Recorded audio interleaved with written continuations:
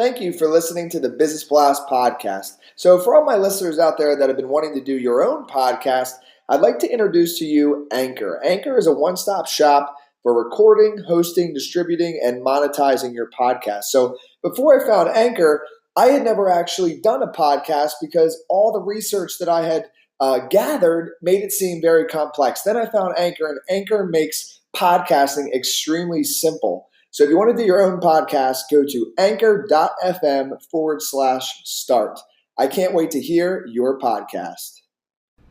Welcome to the Business Blast podcast. I'm your host, Tyler Wagner. This episode is brought to you by Authors Unite. Authors Unite provides you with all the resources you need to become a successful author. You can learn more about Authors Unite and join the free community at authorsunite.com. Now, let's jump into the episode.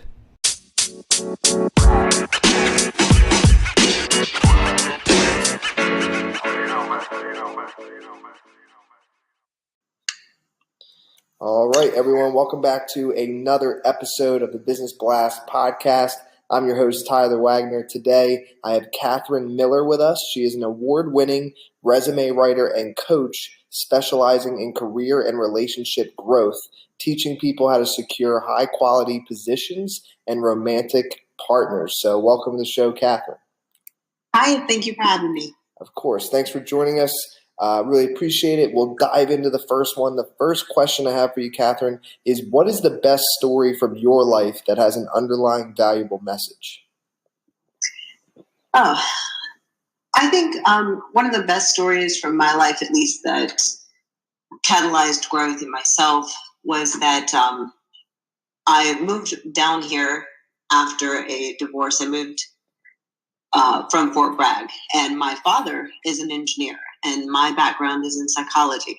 And in order to help guide me, my family and friends gave me a lot of advice about where to go after this divorce. So when you have a life-changing experience like that, you tend to begin to doubt yourself and your own path. So what I did was I entered into the field of business management and engineering and construction. And I did realize success in that field, and I rose to the top. But in that time, in the 5 or 6 years that I was in it, every day felt very inauthentic, and every day was a struggle to realize happiness in myself. And that really bled over to every area of my life, be it my relationships with my romantic partners, my relationships with my children. It really affected my day-to-day life, and it ended up affecting my faith in myself. So what ended up happening was I had to relocate again. And when I did, I decided to take my part-time hobby to my friends, which was writing and coaching, something that was in my field of psychology and naturally came to me. And I turned that into a full-time business. And I realized more success in that business than I ever had in the decade prior, when I was pursuing something that other people told me was my best bet because they did not think that you could do much as an entrepreneur. You know, other generations don't really look at it the way that our generation does. When you want to do freelance or you want to go out and do coaching on your own, they wanted something more secure and more stable for me. So while I did realize success in that, I find that I learned what you need to do as an adult and to be true to yourself is to follow your own path and trust your own instincts. You know what you're good at. You know what you're naturally capable of. And if you can get past that fear and you can stand and say, thank you for your advice, but I want to go my own way, you can realize immense success, much more so than if you live your life for other people. That is huge. Thank you for sharing that with us. The next one I have for you, Katherine, is what is the most valuable piece of information we should know that's within your expertise or industry? Okay, I like that question. So I think the most valuable piece of advice I could give you that falls within my expertise, and again, my background, my expertise, I consider to be psychology. That's what my degrees are in. And I learned in there that what we consider, what most people call a state of being unhappy, is really a state of cognitive dissonance, which is when we expect things to be one way and they are not that way. Be that our careers, our relationships, when we have differing expectations between what reality is. So my best piece of advice is to, if you are feeling unhappy or you are feeling stuck, to do some mindfulness meditation, and we can actually rewire our neurology and our brains to start living more in the moment and letting go of our expectations of what we think should be happening, and control only that which we can control, which is our response to it. And when we let go of that expectation of perfection or whatever you have, the way that it should be, and we deal with life as it is, we actually deal with it in a much more peaceful, calm, and logical state.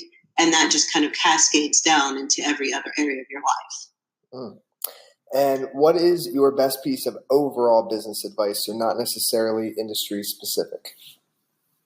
My best piece of overall advice is to invest in yourself.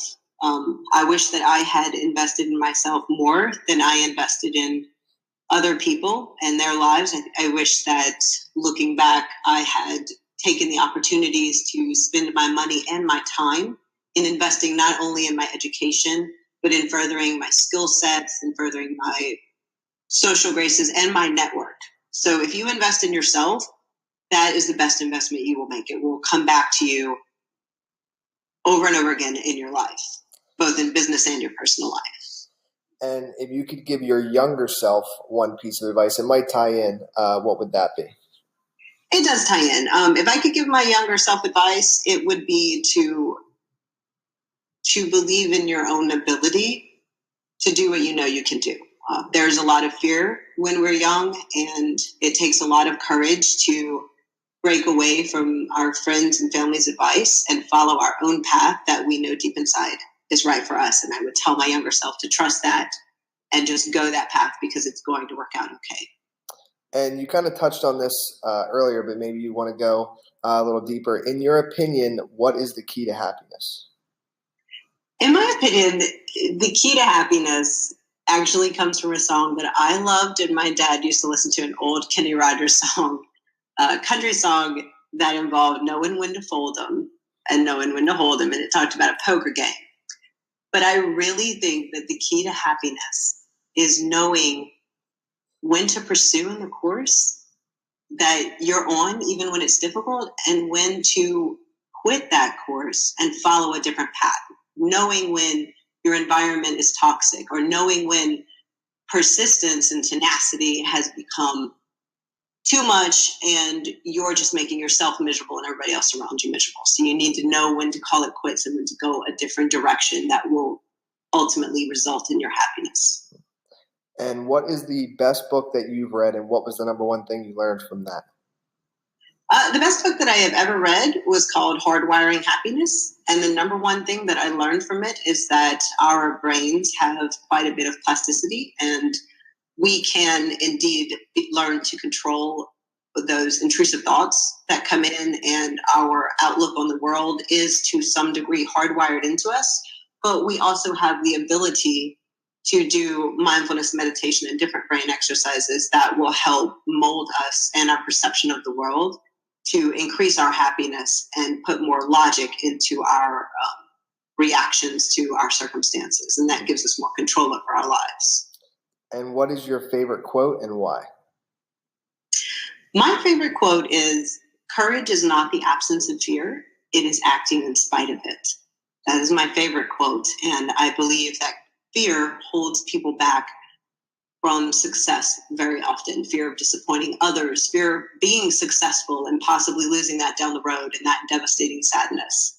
And I remind myself that being courageous, which I find a very admirable trait, and I try to have that in my life, is moving forward even though I am afraid. And that's where true happiness lies. Thank you so much for coming on. The last question I have for you before we let you go is, where is the best place for people to find and or connect with you online? The best place for people to find and connect with me online would be LinkedIn, or on my website at notablewritingstudio.com. But I'm most often found on LinkedIn, posting and messaging people. Perfect. Thanks again for joining us. We really appreciate it. Thank you so much, Tyler.